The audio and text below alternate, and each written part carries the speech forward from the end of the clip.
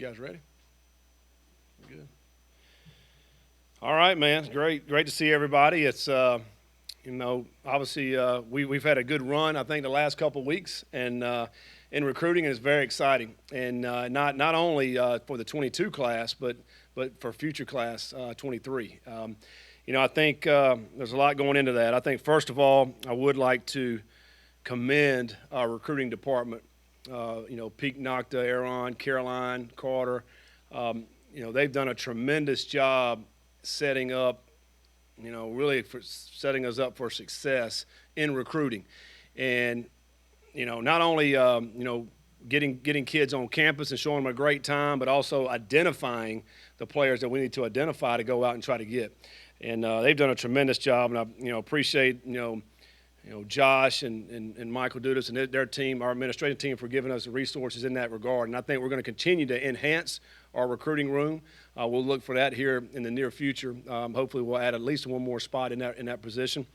We just added, Deion Branch. I think that was a great hire on our part to get him back here. Obviously, a tremendous player at Louisville as well as in the NFL. He's got instant credibility when everybody meets him and sees him. And he's only been here just really a couple of weeks, but done a great job so far with our players and our team, but also in recruiting. Families, players, when they come in on campus, they get to talk to him. He obviously is a huge part of this that we're trying to do. We've hired a couple coaches, Coach Crime, Wesley McGriff, coming over here from Florida. Great personality, does a great job with our players, good in recruiting. He's a good addition. He's a good staff guy, too. He's just a good fit. I think you guys will get to know him a little bit more as we head through it. I think he's awesome. And then offensively, and Crime's going to be co-defense coordinator on that side. He brings a wealth of experience, too. I mean, just a tremendous experience. He's been, he's coordinated in the SEC. He's been around. He's seen a lot of balls. That's going to help on that side. Offensively, we hired, Lance Taylor to be our offensive coordinator. Highly regarded in the profession, and he's coached in the NFL, he's coached in the college ranks. Obviously been at Notre Dame for the last few years, done a great job there. He's a future head coach. There's no question about it.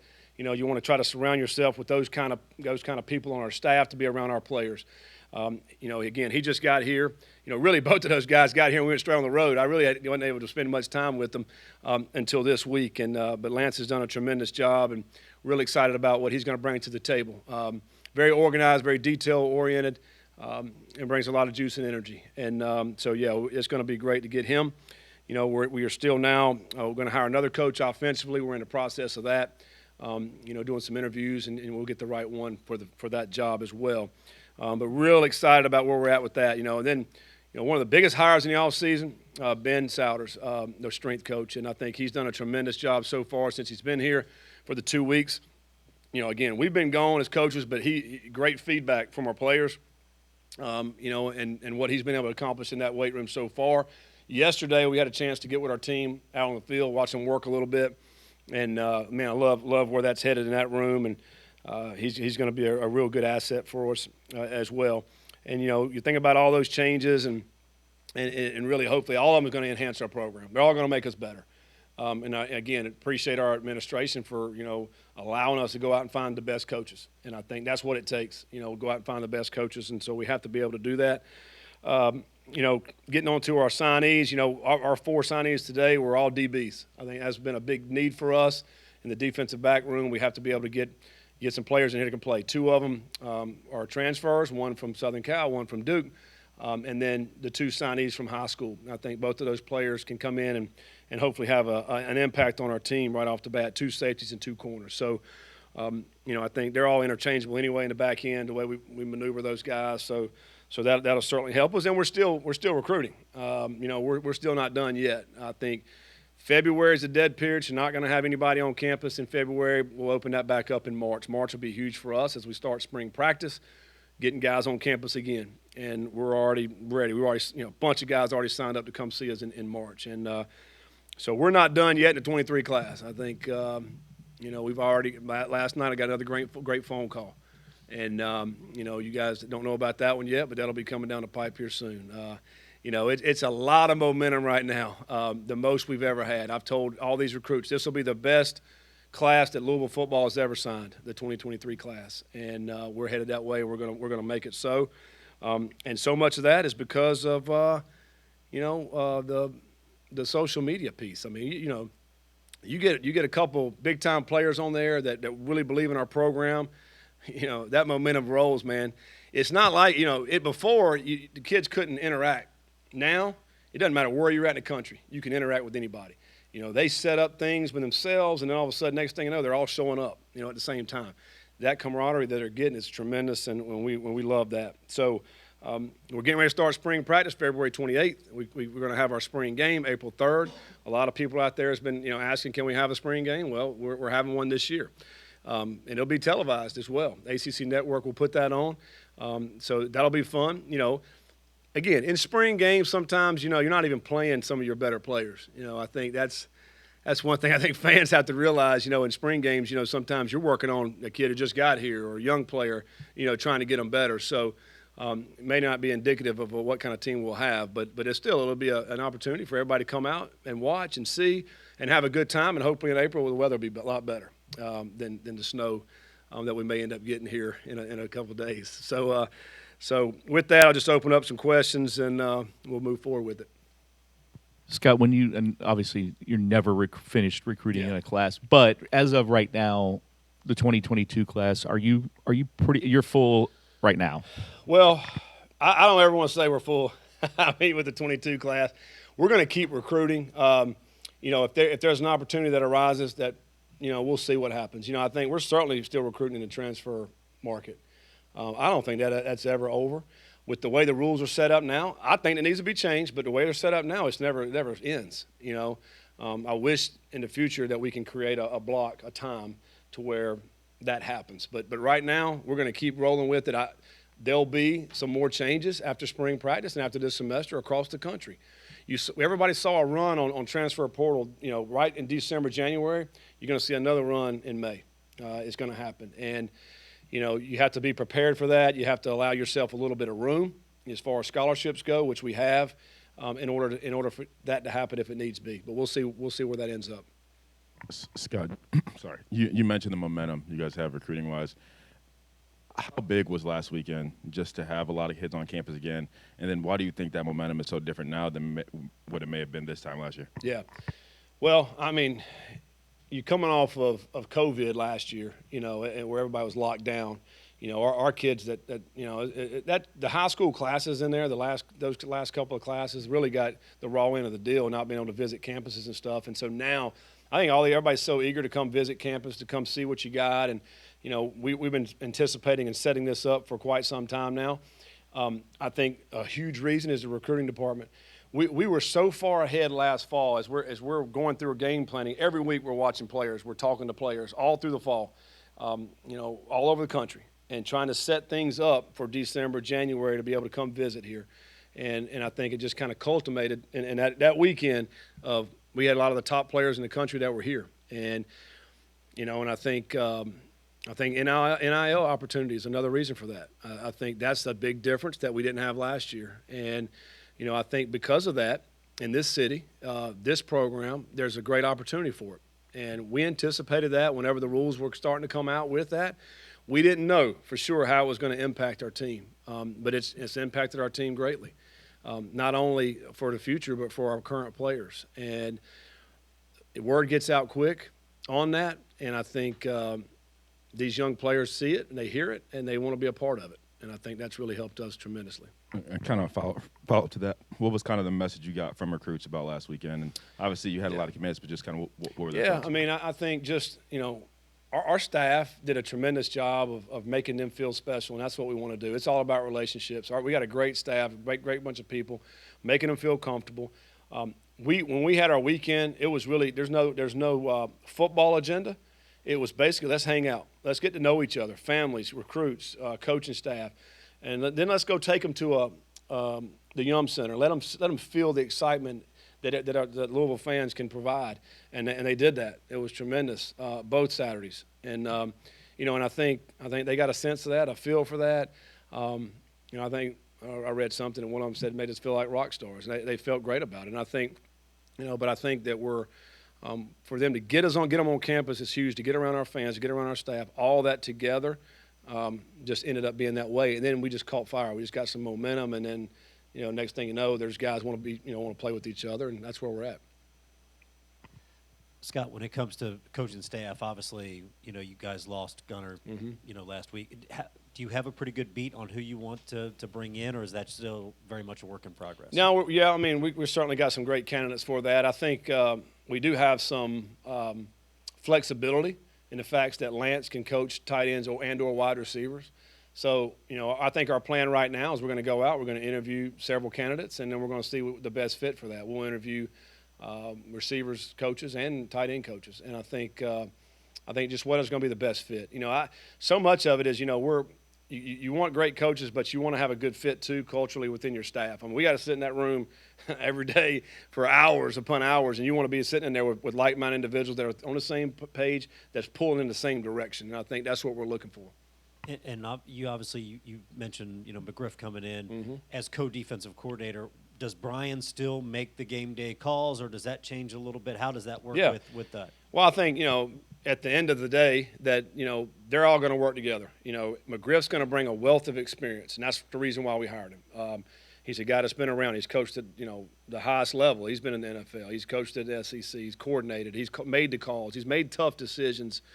And he's older. He's experienced. And I think we needed that in that room. So I think that we'll ultimately work hand in hand. It's very similar offensively to what we do. Somebody's got at the very end of the day got to make the call, and Bill make the call. Offensively, somebody at the very end of the day makes the call, and I'll make the call. Well, but they all have huge input. Like, I don't think people fully realize, it's not like a dictatorship where that, one guy is making the call and we're not listening to anybody else. Like, we want to work together. Offensively, defensively, I think collectively as a group, if you do that, then you're going to have more success with that. There's plenty of times where a coach will say, "Hey, let's run this," and we run it. So I just think we got a staff where there's not any egos. There's guys that just want to win. We just want to do everything we can to put the product on the field to go win. You throw the egos out the door. All right, what's going to give us the best chance? And I think that's the working relationship that we have. In recruiting, obviously, you've mentioned a number of things that are a factor. NIL, obviously, you and your staff, the facilities, things like that. But also, how big is it to have somebody, and obviously you can't name names, but in this 23 class, to have somebody that steps up kind of as a leader, both social media and other avenues to try to get people to follow them? Well, it's huge, and it's huge. It's them taking the leadership upon themselves to put together a great class. I think like Selah last year, once he committed from Mail, man, he's all about it. Like, and he showed up last weekend, so he's here because, obviously he's right here in town. He's coming, he's helping us recruit. He's like I call him the little recruiting coordinator, man. I mean, he's putting stuff together. I mean, that's what you got to have, though, because, young people, they listen to young people. It's about your peers. It's about the group you're hanging out with. And if they can continue to sell that, it's one thing to listen to a coach, an older coach that's been doing it for. When you listen to your peers that are so fired up and excited about it, they're going to tell them and sell them more maybe than you even can. So it's huge to get it from the players. And I think that's the kind of class you want to put together where those guys are excited about being here. When you're that excited about being somewhere, then it shows. And it's just you can't contain yourself. And that's kind of where we're at with the recruit you're talking about. Scott, obviously with all the guys you guys have hosted on campus past couple weekends, you're hoping to land a few of those guys out of that bunch. But even with the momentum you guys have been on for the last week or so, is that something that you guys were really expecting to maybe pull in as many prospects that quickly? I didn't know that we would be able to do that many that quickly. I felt really good about a couple of key ones. And I think, once you get a couple of key ones in the boat, then it kind of propels it. I've seen where people have kind of compared it a little bit when Teddy committed, and then kind of putting together a class. And I think anytime you can get a big-time position, that player, that people will follow that. And I think that's the similarities, and I think that's kind of where we are with it. But, yeah, it's early. I mean, we're sitting here, just became February, and, we're already, sitting at a pretty good level. Now the key will be to continue that momentum, and I think we will. Just conversations that I've had with different families and recruits as we head into March, I think it's really going to pick back up again, and we're probably going to see another run in March, kind of like we saw in January. Scott, the four you added today, all four in the secondary, obviously a position of need. Can you just speak on a couple of those guys? Yeah. Specifically the two transfers with experience. Yeah. I think, coming in from Southern Cal. He's a player that can play corner and play kind of the nickel position. He brings a little bit of size. I don't even know what was the size we listed him as, but meeting him when he got here, he's put together. He's played at a high level. He can be physical in the run game, but he also can cover. And I think we would like to try to find those versatile guys in the secondary that can cover, but also can come in and stop the run. The player that's coming in from Duke, I realized Duke's defense was not very good last year. Well, I think they were one of the worst. He actually didn't play against us, so which is probably a good thing because we had one of our best outputs. But I think he's not very big, but he's a really good cover guy, and he can run. So that speed factor. So I think there's times in the game where you got to go get in a guy's face and you lock him down. It's one-on-one, you lock him down, and then let the other guys play. We can blitz, bring pressure, whatever it may be. I think it gives us a lot more versatility. The two high school players, probably more safety-type bodies. But I think they both bring something to the table. They have very good athleticism. The Carver player that's coming in from down south he's 208 pounds and he's averaging over 20 points basketball. He's just a great athlete. He's got good feet. And I think, he wasn't rated very high, I don't think, but he's a really good player. I think they played for a state championship last year. So I think what we're bringing in is just some versatility, as you look at it. Two bigger guys in the secondary and two guys that I think can cover. Those two guys add to the mix of what we already have. And we're still not done. Again, we're still going to be looking for some guys that can come bring us some versatility, because I think we'd like to be able to have, more guys that can cover and tackle within the back end, those back five positions, I think. Scott, you mentioned Lance Taylor's versatility. When you're looking for a position coach, or just looking for a coach in general, do you interview and search for that position, or you just search for the best coach and then kind of shuffle things around? Yeah, I think it depends on kind of where we're at with it. With Lance, I was just looking for the best coach. We'll make it work wherever we need to make it work. It's awesome when a guy has versatility in the coaching circles, whether he can coach at this position or that position. Lance is just very knowledgeable, and he's done it at the highest level. Recruited at the highest level, coached some of the greatest players. McCaffrey was a player he coached when he was at Stanford, coached for the Carolina Panthers receivers. So he, I think for him coming in here, just the knowledge that he brings, attention to detail, discipline, his approach, I think is going to be a good voice in our offensive room. And when he met with them yesterday as a unit, I was sitting on the edge of my seat listening. It's just a great voice to be able to hear the different perspective coming in here that are speaking to our offense. So I think that helps. And now with him being able to coach, tight ends or receivers, that's going to give us another opportunity to go out and see, all right, what's going to be the best fit for us in that regard. I'm also excited about our two rooms. Both of those rooms, like our receiver room, a little bit of a turnover in that room, but you still have some guys that are coming back, Tyler Harrell, Maury Huggins, JJ. Some guys that have played forward. I kind of count forward. He's a slash guy, does receiver, tight end. So I feel good about those rooms right there with the additions that we've made. Some really good players. The two transfer receivers, watching them yesterday, they can run well. I'm excited about it. Tyon looked unbelievable yesterday as well.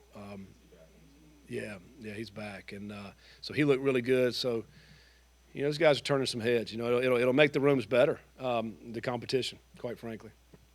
Scott, in recruiting, obviously you can't talk names, but when you decide as a staff, or maybe you do yourself, to recruit an area that normally isn't in your kind of footprint or whatever, and especially when you go out west, is that a gamble? And how do you kind of come about that as a staff? Well, in that particular position, when you're looking at a quarterback position, we're going to recruit nationally. Who was the best quarterbacks in the country last year at these programs? You think about Alabama, you think about, Clemson, you think about Ohio State.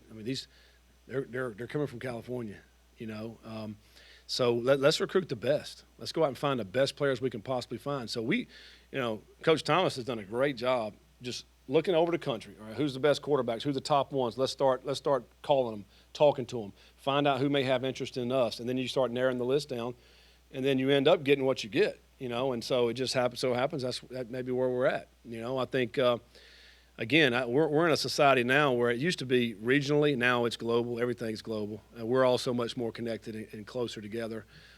makes it a lot easier that way. And, quite frankly, I mean, this weekend we had guys from Texas, California, Arizona, Florida, Georgia. I mean, we're Michigan. I mean, we're all over the United States, just trying to find the best talent to get them in here to play.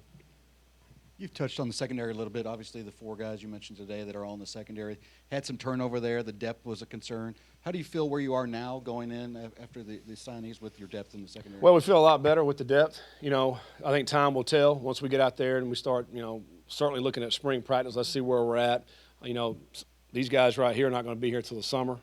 So now that's another 4 guys, and I think this spring will give us a good idea where we are, and then we know this summer is going to be big for us in transitioning for the guys that are just coming in, really getting them up to speed about what we have to go on in the secondary. But we feel much better than we were. I can promise you that. We know that was a position of need, and we've really answered that in this recruiting cycle. Do you change anything with spring ball of what you've done here the last couple of years? And I assume you probably will be missing a few guys. We are. We'll miss a few guys. We had some surgeries throughout the fall. Trey Clark, Monty, those guys, and they're healing up and they're coming out, but probably won't participate in spring practice. We're going to probably be a little bit more physical this spring. Like we're going to go opposite of what I've kind of been. I think we want to go back and be physical. Let's get after it. Let's put ourselves in some really tough situations. I mean, go back to our season. We lost a lot of games close right there at the end. Let's put our kids in situations where they have to rise up to the occasion at the end. You got to make the play. So we're going to start doing some of those type things. I mean, I think you get 8 days of pads. Maybe we'll certainly use all those days. Just got one more thing about the staff to clarify. Stu was here. He was tight end and special teams coordinator. Is that position still going to be tight ends and special teams, or it's just going to be tight end coach? That kind of remains to be seen right now. Again, we're going to come out and try to find the best coach. We'll kind of see where at that. It could be a deal where we're going to allow several guys on our staff working special teams. That I've seen. Matter of fact, Georgia did it this past year. I think so. That's certainly a possibility. We'll kind of see where we land on this coach and to see what we need to do special team wise. Is that good? All right. Thanks, guys.